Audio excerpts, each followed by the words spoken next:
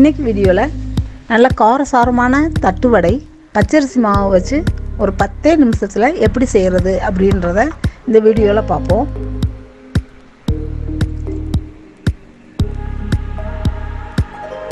நல்ல காரமாகவும் நல்ல மொறுமொறுப்பாகவும் இருக்கும் தட்டை.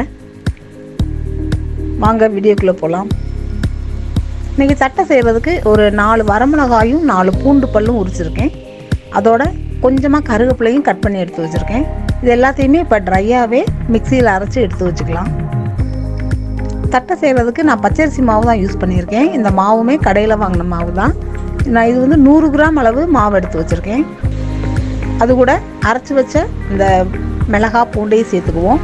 அதோட 2 ஸ்பூன் அளவு கடலைப்பருப்பை நான் ஒரு 20 நிமிஷம் ஊற வச்சு கழுவி சுத்தம் பண்ணி எடுத்து வச்சுருக்கேன். அதையும் சேர்த்துக்கலாம்.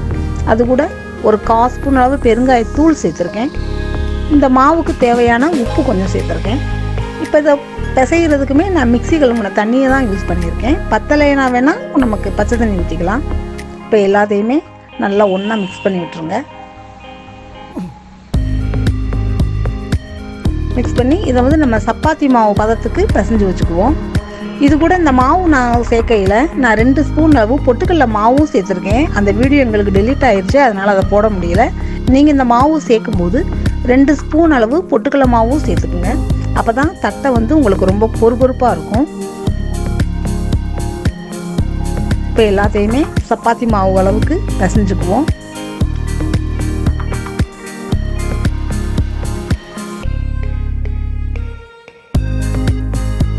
தண்ணி பத்தலைன்னா கொஞ்சம் கொஞ்சமாக தண்ணி சேர்த்துக்குங்க.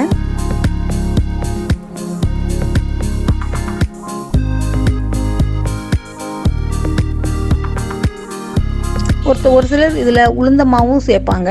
நான் உளுந்து எதுவுமே சேர்க்கலை, வெறும் பொட்டுக்கடலை மாவு மட்டும்தான் இந்த பச்சரிசி மாவு கூட சேர்த்துருக்கேன்.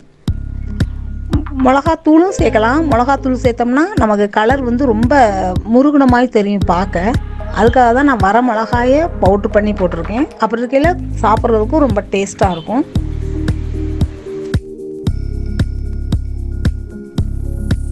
எல்லாமே நல்லா பிசைஞ்சு வச்சதுக்கப்புறம் 1 ஸ்பூன் அளவு ஆயில் விட்டு நல்லா பிசைஞ்சு விட்டுருங்க. அப்போ தான் நம்ம கையிலையும் ஒட்டாமல் தட்டுறதுக்கு நல்லா ஈஸியாகவும் இருக்கும்.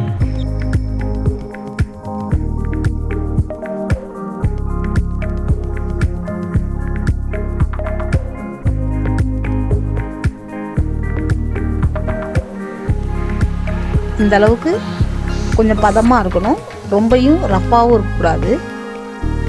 கொஞ்சம் கொலகொலப்பான அளவு இருக்கட்டும். இப்போ இந்த மாவு எல்லாமே பூரி மாவு அளவுக்கு உருண்டை பிடிச்சி எடுத்து வச்சுக்கலாம்.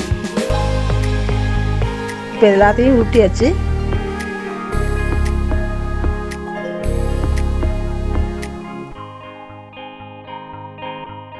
ஒரு சின்ன கிண்ணமோ தட்டோ வச்சுங்க. வச்சு அப்படியே நல்லா ஒரே சமமாக ப்ரெஸ் பண்ணுங்கள். சைட்லலாம் மொந்தமாக இருந்தாலும் அந்தளவுக்கு விடாமல் எல்லா பக்கமும் சைட்லலாம் ஒரே மாதிரி அளவு தட்டி விட்டுங்க. அப்போ தான் எல்லா பக்கம் வெந்து வரையில் தட்டையுமே நல்லா மொறுமொறுப்பாக இருக்கும்.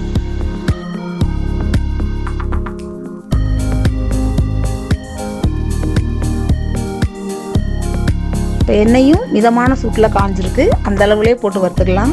ரொம்ப ஹை ஃப்ளேமில் வச்சோம்னா உடனே தீஞ்ச மாதிரி ஆயிரும்.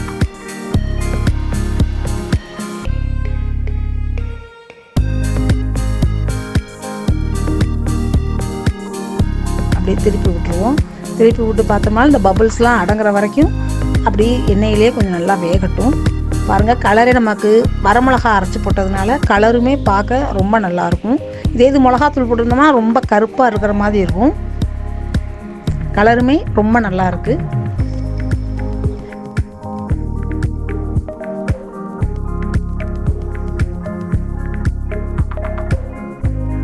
இப்படி நம்ம தட்டையில் உங்களுக்கு சேஃப் கரெக்டாக வரலை அப்படின்னா இப்படி தட்டிட்டு ஒரு சின்ன அச்சு மாதிரி டம்ளரோ கிண்ணமோ வச்சு இந்த அளவுக்கு அச்சு மாதிரி எடுத்துக்கோங்க. எடுத்திங்கன்னா உங்களுக்கு எல்லா தட்டு வடையுமே பார்க்க ஒரே ஷேப்பில் கிடைக்கும்.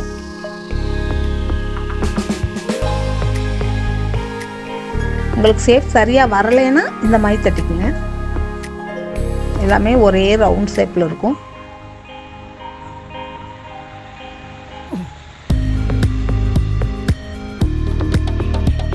அந்த பூண்டு வாசனைக்கும் வரமிளகா போட்டதுக்கும் தட்டு வடை சாப்பிட்றதுக்கு ரொம்ப டேஸ்ட்டாக இருக்கும்.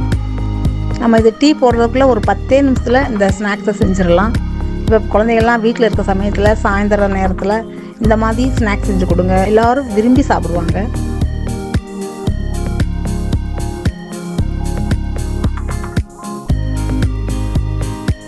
சூப்பராக இருக்கும். தட்டுவடை பார்க்கவே ரொம்ப நல்லாயிருக்கு. நீங்களும் இந்த மொறுமொறுப்பான தட்டுவடையை ட்ரை பண்ணி பாருங்கள், எப்படி இருக்குன்னு சொல்லுங்கள்.